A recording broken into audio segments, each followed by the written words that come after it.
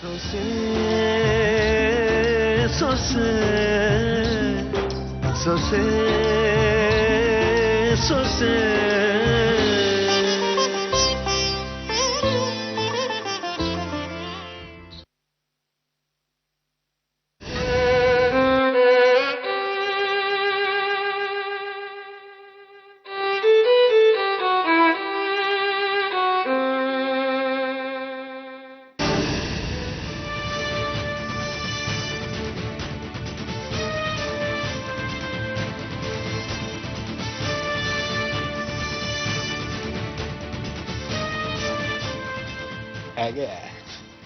ಸರಿಯಾದ ಸಮಯಕ್ಕೆ ದಾಳ ಉರುಳಿಸಿದೀರ.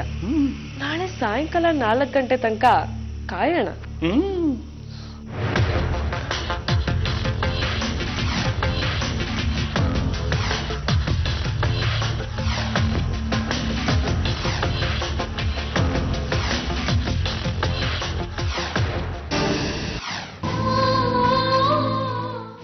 ಇನ್ ಮುಂದೆ ನೀನ್ ನನಗೆ ಫೋನ್ ಮಾಡ್ಬಾರ್ದು. ನನ್ನನ್ನ ಭೇಟಿ ಆಗೋದಕ್ಕೂ ಬರ್ಕೊಂಡು ನನ್ನ ಹಾಕಿ ನೀವು ನೆಮ್ಮದಿಯಾಗಿರಿ, ನನ್ನನ್ನು ನೆಮ್ಮದಿಯಾಗಿರಕ್ ಬಿಡಿ.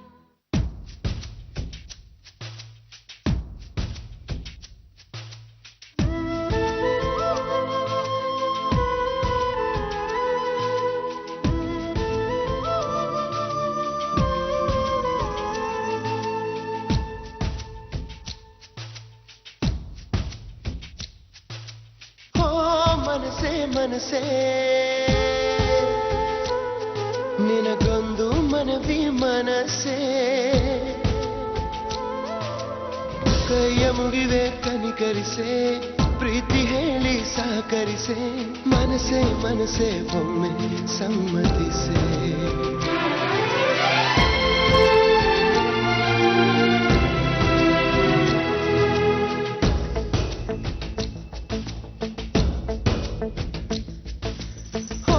ಮನಸೆ ಮನಸೆ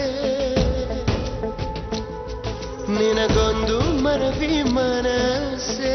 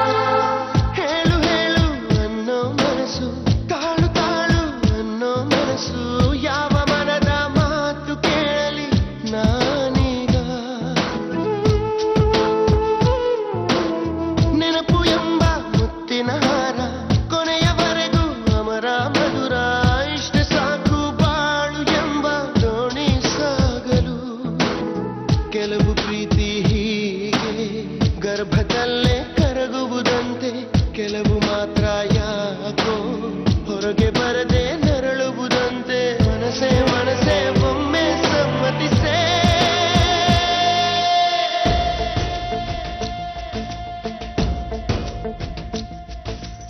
ಓ ಮನಸೆ ಮನಸೆ ನಿನಗೊಂದು ಮನವಿ ಮನಸೆ.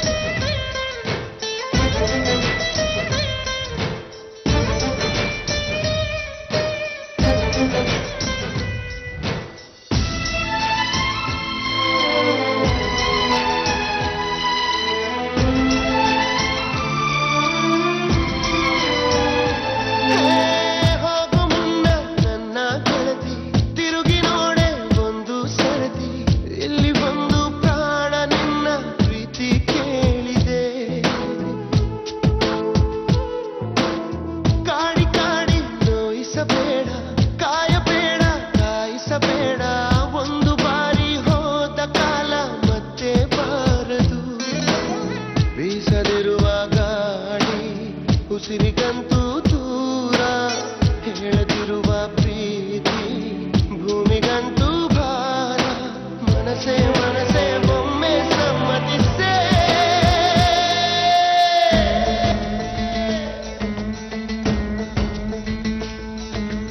ಓ ಮನಸೇ ಮನಸೇ ನಿನಗೊಂದು ಮನವಿ ಮನಸೇ ಕೈಯ ಮುಗಿವೆ ಕನಿಕರಿಸೆ ಪ್ರೀತಿ ಹೇಳಿ ಸಹಕರಿಸೆ ಮನಸೇ ಮನಸೇ ಒಮ್ಮೆ ಸಮ್ಮತಿಸೆ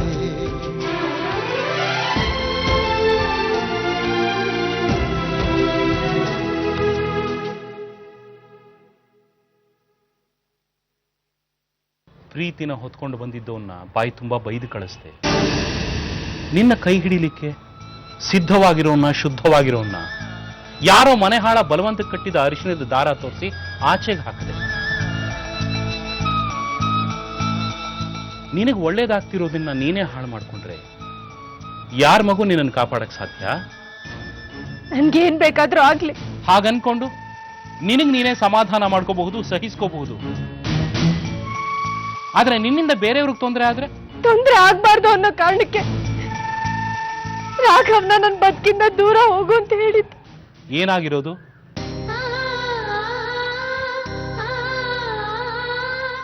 ಆ ಮನೆ ಮುರಿದ್ ಚೂರಾಗಿರೋದು, ಸೀತಾರಾಮಯ್ಯನವ್ರ ಮಾತನ್ನ ಮೀರಿದ ಮೊಮ್ಮಗ ಅನ್ನೋ ಹಣೆ ಪಟ್ಟಿ ಬಿದ್ದಿರೋದು, ಒಗ್ಗಟ್ಟಿನ ಕುಟುಂಬದಲ್ಲಿ ಬಿರುಕು ಕಾಣಿಸ್ಕೊಂಡಿರೋದು. ಅದು ನಿನ್ನ ಆಲೋಚನೆ ಅಷ್ಟೇ ಕೀರ್ತಿ. ವಿಷಯ ಹೀಗಿದೆ ಅಂತ ನೀವಿಬ್ರು ಆ ಮನೆಗೆ ಹೋಗಿ ಒಬ್ಬೊಬ್ರಿಗೂ ವಿವರಿಸಬಹುದಾಗಿತ್ತು. ನಾನು ಇರ್ತಾ ಇದ್ದೆ. ಅರ್ಥ ಮಾಡ್ಕೊಳ್ದೇ ಇರೋ ಜನ ಅಲ್ಲಿ ಯಾರೂ ಇಲ್ಲ. ಹಾಗ್ ಮಾಡಿದ್ರು ಕೊಟ್ಟು ಮಾತನ್ ಮೀರಿದ ಪಟ್ಟ ನನಗೆ ಬಂದಿರೋದು. ಯಾರು ಕೊಟ್ಟಿದ್ಯಮ್ಮ ಮಾತು? ಸೀತಾರಾಮಯ್ಯನವ್ರಿಗೆ.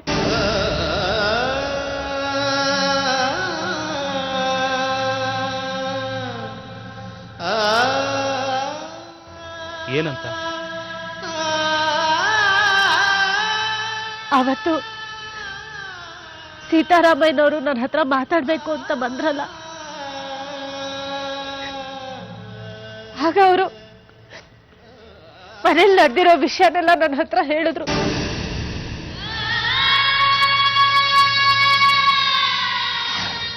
ನೀನು ರಾಘವ ಮದುವೆ ಆಗೋದು ನನಗೆ ಇಷ್ಟ ಇಲ್ಲ. ವಸುಧಾ ರಾಘವನ್ನ ಮದುವೆ ಆಗಬೇಕು ಅಂತ ನನ್ನ ಮಗಳು ವೈದೇಹಿ ವಿಷ ಕುಡಿದಿದ್ದಾಳೆ.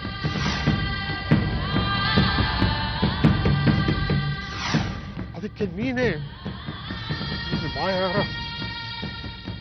ನಾನು ಮದುವೆ ಆಗೋದಿಲ್ಲ ಅಂತ ರಾಘವನಿಗೆ ಹೇಳಿ ನನ್ನ ಮನೆ ಒಗ್ಗಟ್ಟನ್ನ ನೆಮ್ಮದಿಯನ್ನು ಕಾಪಾಡ್ತೀನಿ ಅಂತ ಮಾತು ಕೊಡ್ತೀಯಾ? ನಾನು ಮಾತು ಕೊಡ್ತೀನಿ. ನೀವಿಷ್ಟಪಟ್ಟ ಹಾಗೆ ರಾಘವನ್ನ ನನ್ನಿಂದ ದೂರ ಮಾಡ್ಕೊತ.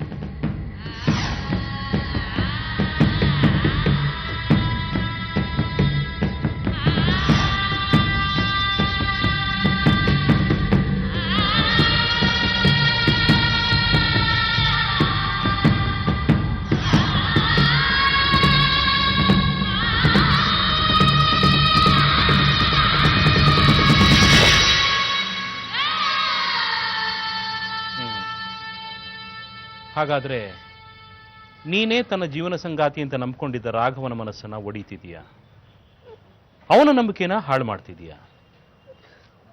ಹೌದು, ಹಾಳಾದ್ರೂ ಒಡೆದು ಹೋದ್ರು ಅದೊಂದೇ ಮನಸ್ಸು. ಒಗ್ಗಟ್ಟು ಕುಟುಂಬದ ಎಲ್ಲಾ ಮನಸ್ಸುಗಳಲ್ವಲ್ಲ. ಹಲವರು ಚೆನ್ನಾಗಿರೋದಕ್ಕೆ ಕೆಲವರು ನೋವು ಅನುಭವಿಸೋದ್ರಲ್ಲಿ ತಪ್ಪೇನಿದೆ ಗುರುಜಿ? ನನ್ನ ತಾಯಿ ಆ ಮನೆ ಮಾತನ್ನ ಮೀರಿ ನನ್ನ ಇಷ್ಟಕ್ಕೆ ಬೇಕಾದ ಹಾಗೆ ಬದುಕಿದ್ಲು. ಅದರಿಂದ ಅವಳು ಪಡ್ಕೊಂಡಿದ್ದಾದ್ರೂ ಏನು? ಎಲ್ರೂ ಇದ್ದು ಯಾರು ಇಲ್ದಿರೋ ಅಂತ ಅನಾಥ ಪ್ರಜ್ಞೆ. ಅವಳಿಂದ ಆ ಮನೆ ಒಗ್ಗಟ್ಟು ಮುರಿತು. ಹೇಳಿ, ಅವಳ ಮಗಳಿಂದ ಸೀತಾರಾಮಯ್ಯನವ್ರ ಒಗ್ಗಟ್ಟು ಮುರಿಬೇಕಾ? ಮಗಳು ಕೂಡ ಅದೇ ಸೀತಾರಾಮಯ್ಯನವ್ರ ಮಾತನ್ನ ಮೀರ್ಬೇಕಾ ಗುರುಜಿ? ಹೇಳಿ.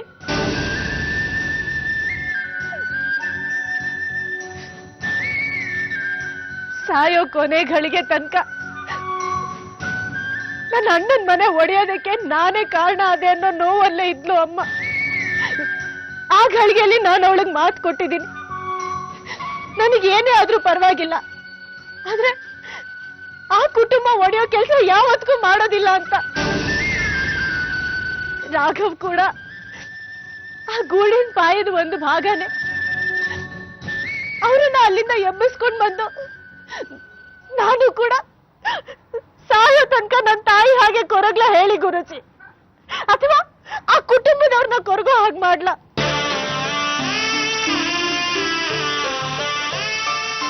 ನಾನು ರಾಘವ್ ಒಂದಾಗೋದು ಆ ದೇವ್ರಿಗೆ ಇಷ್ಟ ಇಲ್ಲ ಅಂತ ಕಾಣುತ್ತೆ. ಹಣೆ ಮೇಲೆ ಬರ್ದಿಲ್ತಾ ಇರೋದನ್ನ ಎಲ್ಲಿಂದ ತಗೊಂಡ್ಬರಕ್ಕಾಗತ್ತೆ ಹೇಳಿ ಗುರುಜಿ?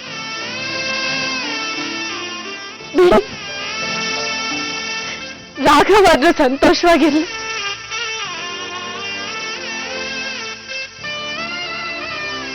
ನಿನ್ನ ತಾಯಿಗೆ ಕೊಟ್ಟು ಮಾತು, ಸೀತಾರಾಮಯ್ಯನವ್ರು ತಗೊಂಡು ಮಾತು, ಎರಡನ್ನು ಪಕ್ಕಕ್ಕಿಟ್ಟು ಎದುರುಗಡೆ ಇರೋ ವಾಸ್ತವನ ನೋಡು ಮಗು. ನೀನಿರಬೇಕಾದ ಮನೆಯಲ್ಲಿ, ನೀನಿರಬೇಕಾದ ಸ್ಥಾನದಲ್ಲಿ ನಿನ್ನ ಹೆಸರನ್ನ ಹೊತ್ಕೊಂಡು ಬೇರೆ ಯಾರೋ ಇದ್ದಾಳೆ. ಅವಳು ಆ ಮನೆನ ಹಾಳು ಮಾಡಕ್ ಹೊರಟಿದ್ದಾಳೆ. ಅದನ್ನ ತಡೆಯೋಕಾದ್ರೂ ನೀನು ಆ ಮನೆ ಸೊಸೆಯಾಗಿ ಹೋಗ್ಬೇಕು, ಎದುರಿಗಿರ್ಬೇಕು ತಾನೆ.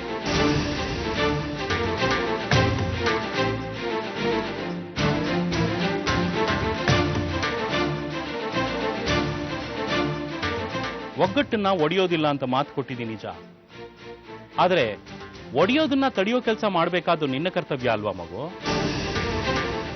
ನೀನಿವತ್ತು ನಮ್ಮ ಅಣ್ಣನಿಗೆ ಕೆಟ್ಟೋಳು ಅಂತ ಅನ್ಸ್ಬಹುದು, ಆದ್ರೆ ಬಂದಿರೋಳು ಕೆಟ್ಟೋಳು ಅಂತ ತೋರ್ಸಕ್ಕಾದ್ರೂ ನೀನ್ ಆ ಮನೆ ಸೊಸೆಯಾಗಿ ಹೋಗ್ಬೇಕು ತಾನೆ. ಸುಖ ಕೆಡಿಸೋಳು ಸುಖವಾಗಿದ್ದಾಳೆ, ಅವಳನ್ನ ಸುಮ್ಮನೆ ಬಿಡ್ತೀಯಮ್ಮ? ಹಾಗಂತ ಮನ್ಸ್ಗಳು ಹಾಳಾಗೋ ಮುನ್ನುಡಿನ ನಾನೇ ಕೂತ್ಕೊಂಡು ಬರಿಲ್ಲ ಗುರುಜಿ. ನನ್ ಮೊದಲನೇ ಹಾಗೂ ಕೊನೆ ಆಸೆ ಒಂದೇ, ಯಾವುದೇ ಕಾರಣಕ್ಕೂ ಆ ಕುಟುಂಬದ ಒಗ್ಗಟ್ಟು ಮುರಿಬಾರ್ದು. ಅದೇನಾದ್ರೂ ನನ್ನ ಕಾರಣದಿಂದಾನೇ ಆಯ್ತು ಅಂದ್ರೆ ನನಗೆ ಬದುಕೋ ಯಾವ ಯೋಗ್ಯತೆನೂ ಇರೋದಿಲ್ಲ. ಜೇನ್ಗೂಡಿಗೆ ಕಲ್ಲನ್ ಹೊಡೆಯೋ ಕೈಯನ್ನ ಹೇಗಾದ್ರೂ ತಡಿಬೋದು, ಆದ್ರೆ ಜೇನ್ ಕಟ್ಟಿರೋ ಕೊಂಬೆನೆ ಕತ್ತರಿಸಿ ಹಾಕೋದು ಮಹಾಪಾಪ ಗುರುಜಿ. ಹಾಗಾದ್ರೆ ನೀ ರಾಘವನ್ನ ಮದ್ವೆ ಆಗೋದಿಲ್ಲ. ಈ ವಿಷಯದ ಬಗ್ಗೆ ನಾವುಗಳಿನ್ ಯಾವತ್ತೂ ಮಾತಾಡೋದು ಬೇಡ ಗುರುಜಿ.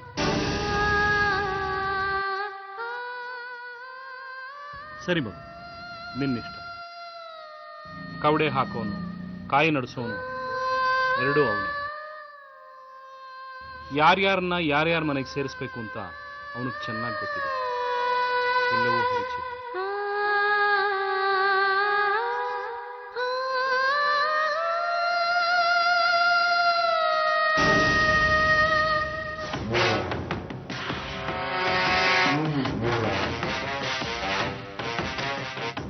ಅಲ್ಲ, ನನಗೆ ಅರ್ಥ ಆಗದೆ ಇರೋದು ಅಂದ್ರೆ ಇದೊಂದೇ. ಮಾವ ಮಾತು ಕೊಟ್ಟಾಗಿದೆ. ಮಾವ ಮಾತು ಕೊಟ್ಟ ಮೇಲೆ ಆ ಮಾತನ್ನ ಮೀರೋ ಧೈರ್ಯ ಈ ಮನೇಲಿ ಯಾರಿಗೂ ಇಲ್ಲ ಅನ್ನೋದು ಎಲ್ರಿಗೂ ಗೊತ್ತಿರೋ ವಿಷಯನೇ. ತಿಳಿಸಿರೋ ವಿಷಯನೇ ಮತ್ತೊಂದ್ಸರ್ತಿ ತಿಳಿಸಿ ನೀನ್ ಯೋಚನೆ ಮಾಡಿ ನಮಗ್ ಹೇಳು ಅಂತ ರಾಘವನಿಗೆ ಟೈಮ್ ಕೊಡೋ ಅಗತ್ಯ ಆದ್ರೂ ಏನಿತ್ತು? ಕೊಡಬೇಕಾಗಿತ್ತು. ಮಕ್ಕಳು ಮೊಮ್ಮಕ್ಕಳು ನನ್ನ ಮಾತು ಕೇಳ್ತಾರೆ ಅಂತ ಮಾತ್ರಕ್ಕೆ ನನ್ನ ನಿರ್ಧಾರನ ಅವ್ರ ಮೇಲೆ ಹೇಳೋ ಹಕ್ಕು ನನಗಿಲ್ಲ. ಅದು ಹಾಗಲ್ಲ ಮಾವ, ನಾನು ಏನ್ ಹೇಳಕ್ ಗಂಟೆ 4 ಆಯ್ತು. ಈಗ ರಾಘವ ಬಂದು ಮಾತಾಡ್ಬೇಕೇ ವಿನಃ ನಾವು ಯಾರೂ ಅಲ್ಲ. ರಾಘವ, ರಾಘವ,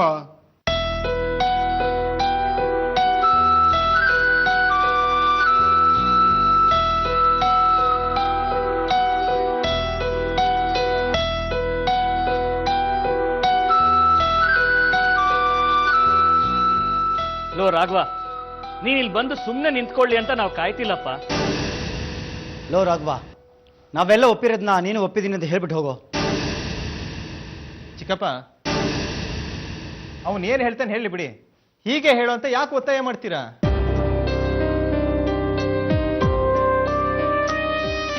ವಿಷಯದಲ್ಲಿ ಇನ್ನೇನು ಹೇಳಕ್ಕಿಲ್ಲ ಕೇಶವ. ನಮ್ಮ ಹುಡುಗ ದೊಡ್ಡವ್ರ ನಿರ್ಧಾರಕ್ಕೆ ತಲೆ ಬಾಗುವಂತ ಹುಡುಗ.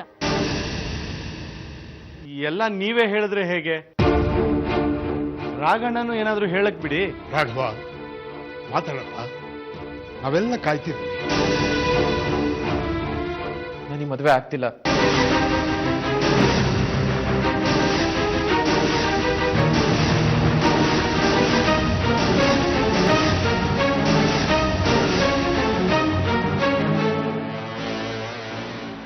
ಏನು ಏನಂದೆ? ನನಗೆ ಮದುವೆ ಆಗ್ತಿಲ್ಲ.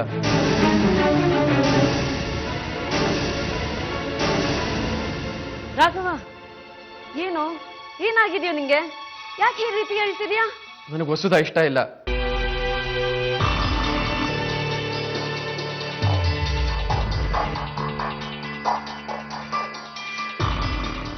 ಯಾಕಪ್ಪ, ಏನಾಗಿದೆ ಇವಳಿಗೆ?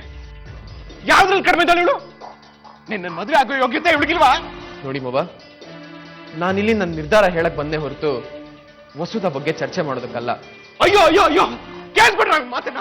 ನನ್ನ ಮಗಳು ಯಾವ್ದ್ರಲ್ಲಿ ಕಡಿಮೆ ಆಗಿದ್ದಾಳೆ? ಅಲ್ವೋ, ಅವತ್ತಾಗ್ಲಿ ಅಂತ ಮಾತು ಕೊಟ್ಟಿಯಲ್ಲೋ? ಅದು ನಾನು ಕೊಟ್ಟು ಮಾತಲ್ಲ ದೊಡ್ಡಮ್ಮ, ನೀವೆಲ್ಲ ಸೇರ್ ಕೊಡಿಸಿದ್ದು. ನಾವ್ ಯಾರು ನಿನ್ ತಲೆ ಮೇಲೆ ಕೂತು ಬಲವಂತ ಮಾಡಿರ್ಲಿಲ್ಲ ಅಲ್ವಾ? ನಿಜ. ಆದ್ರೆ ಶತಾಯ ಗತಾಯ ನಿಮ್ ತಂಗಿ ಆಸೆನ ನೆರವೇರಿಸ್ಬೇಕು ಅಂತ ಎಲ್ಲ ಪಣ ತೊಟ್ಟು ಕೂತಿದ್ರಿ. ಆ ಕಾರಣಕ್ಕೆ ನಾನು ಆಸ್ಪತ್ರೆಗೆ ಬಂದಾಗ ನನ್ನ ತಲೆ ತಿಂದ್ರಿ. ಹೆಜ್ಜೆ ಹೆಜ್ಜೆಗೂ ಒಬ್ರೊಬ್ರು ಏನ್ ವಿಷಯ ಅಂತಾನು ಹೇಳ್ದೆ. ನಾನು ಮಾಡ್ಬೇಕಾಗಿರೋ ಕರ್ತವ್ಯದ ಬಗ್ಗೆ, ನಾನು ಕೊಡ್ಬೇಕಾಗಿರೋ ಮಾತಿನ ಬಗ್ಗೆ ದೊಡ್ಡ ದೊಡ್ಡ ಭಾಷಣಗಳು ಬಿಗಿದ್ರಿ. ಮತ್ತೆ ಆಸೆ ತರನೇ ನಡ್ಕೋತೀನಿ ಅಂತ ಮಾತು ಕೊಡ್ಸಿದ್ರಿ. ಹಾಗಾದ್ರೆ ನೀನು ಬೇರೆಯವ್ರ ಬಲವಂತಕ್ಕೆ ಬಗ್ಗಲ್ಲ. ಹಾಗಾದ್ರೆ ನಾವೆಲ್ಲ ಬೇರೆಯವ್ರೇನೋ? ಹೌದು.